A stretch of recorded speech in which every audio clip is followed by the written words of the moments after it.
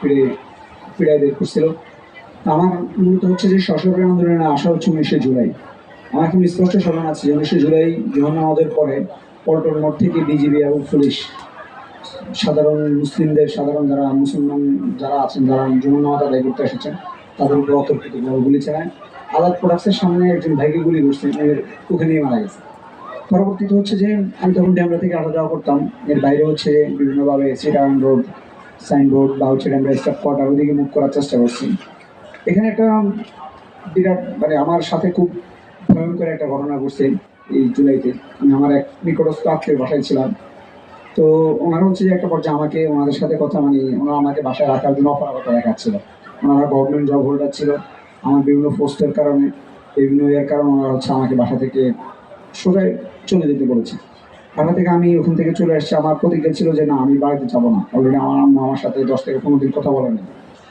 বাড়িতে যাবো না, কেন যাবো না? কারণ হচ্ছে যে এই যে এত রক্ত, এত লাশ, এত জীবন, আমরা কি আসলে মানে আমরা আমাদের মানে একটা নেশা ছিল তখন যে এই স্বৈরাচারকে আমরা পতন করবো ইনশাআল্লাহ।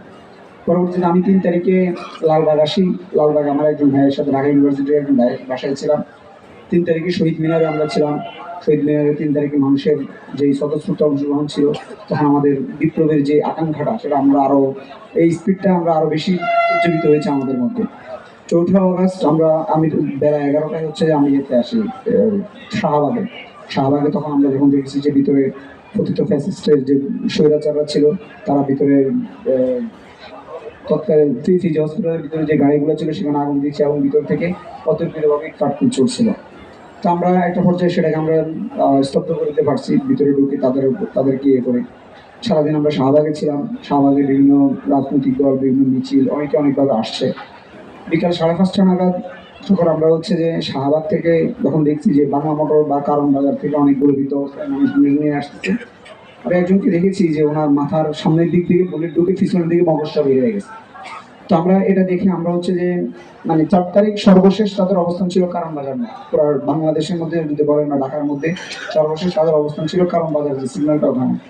তো আমরা হচ্ছে শাহবাগ থেকে প্রায় 300-400 মানুষ আমরা হচ্ছে কারণ বাজার দিকে আগাই। আমরা যত আগাচ্ছি তাদের তারা যে গুলি যে করতেছে সেটা আরো বেশি হচ্ছে। মানুষ পড়ে যাচ্ছে, ছাত্র জনতা পড়ে যাচ্ছে, নিয়ে যাচ্ছে, পড়ে যাচ্ছে, নিয়ে যাচ্ছে। কিন্তু আমি আমার পরিবারের এক সন্তান, আমি আমার মায়ের এক সন্তান, আমি বড় ছেলে। আমি আল্লাহকে সাক্ষী করে বলছি যে আমি যখন বুলেটের সামনে দাঁড়াইছি, তখন আমার কোনো কারণে মনে হয় না যে আমি যদি মারা যাই তাহলে আমার মায়ের কি হবে, আমার পরিবারের কি হবে। আমাদের শুধু ওই সময় ইচ্ছাটা ছিল কিন্তু আমরা আমাদের সামনে আগাইতে হবে, আমাদের দেশ, আমাদের সার্বভৌমত্বকে রক্ষা করতে হবে। আমি যখন আমার সামনে হচ্ছে যে সোনারগাঁও হোটেলের সামনে একটা ছেলে পড়ে গেছেন, তো আমি তাকে উঠানোর জন্য গিয়েছিলাম। আমার টার্গেট ছিল যে হয়তো তাকে আমি ওয়ালের পাস করবো, না হয় কাঁধে নিয়ে দৌড় দেবো। যখন তাকে ধরার পরে আমার গুলি লাগছে। আমার হচ্ছে যে ডক্টর যখন গুলিবিদ্ধ হওয়ার পর ডক্টর বলছে এটা স্নাইপার শট ছিল। আমার হচ্ছে যে এই দিক দিয়ে গুলি মানে এদিক দিয়ে এটা হচ্ছে এন্ট্রি, পিছনে হচ্ছে এক্সিট। গুলি হওয়ার পরে যখন গুলি লাগে তখন আমি বুঝতে পারিনি। 1-2 মিনিট পর আমার হাতে হচ্ছে যে আপনার বাঁশের লাঠি ছিল, হাত থেকে বাঁশের লাঠি পড়ে গেছে। আমি আর ডান হাত তুলতে পারতেছি না, স্টিল নাও আমি ডান হাত এখন তুলতে পারি না, কোনো হাতের সহযোগিতা চালাম। তো হচ্ছে যে আমি তুলতে পারতেছি না। তো মানে এমনিতে তো অনেক সাউন্ড, কই থেকে গুলি এসে তাদের বোঝা মুশকিল। তো আমি হচ্ছে তখন গেঞ্জির দিকে তাকাইছিলাম, গেঞ্জি থেকে তখন রক্ত পড়তেছিল। রক্ত পড়ার পরে আমি তখন বুঝতে পারছি না যে আমার গুলি লাগছে। তো হচ্ছে যে ওখানকার আমাদের ছাত্র ভাইরা কিছু ছিলেন, ওনারা আমাকে বাড়ি হসপিটালে নিয়ে যায়। বাড়ি থেকে আমরা ঢাকা মেডিকেলে যখন আমি গিয়েছিলাম বিকাল 6টা 6:30, সন্ধ্যা 6টা 6:30টার দিকে, আধা ঘন্টার মধ্যে আমার কাছে মনে হচ্ছিল যে 500-এরও অধিক গুলিবিদ্ধ রোগী আসছে। তার মধ্যে হচ্ছে যে আপনার ম্যাক্সিমাম হচ্ছে ডেডেড। মানে আমার কাছে ওটা আমি একটা মিনি কেয়ামত দেখছি সেদিন ঢাকা মেডিকেলের জরুরি বিভাগে। তো তখন এজেন্সির লোকেরা ঝামেলা করতেছিল, তখন আমরা একটা প্রাইভেট হসপিটালে চলে গিয়েছি। এটা ছিল আর কি যে জুলাই গণঅভ্যুত্থানে আমাদের অংশগ্রহণ। এবং আমি সর্বশেষ হচ্ছে যে আমি আল্লাহর কাছে কৃতজ্ঞতা জানাই এবং আমি নিজেকে গর্ববোধ মনে করি যে ফ্যাসিলিট বিরোধী আন্দোলনে আমার এক ফোঁটা রক্তের বিনিময়ে আমরা আজকে এই উন্মুক্ত বাংলাদেশ পেয়েছি, এই স্বাধীন বাংলাদেশ পেয়েছি।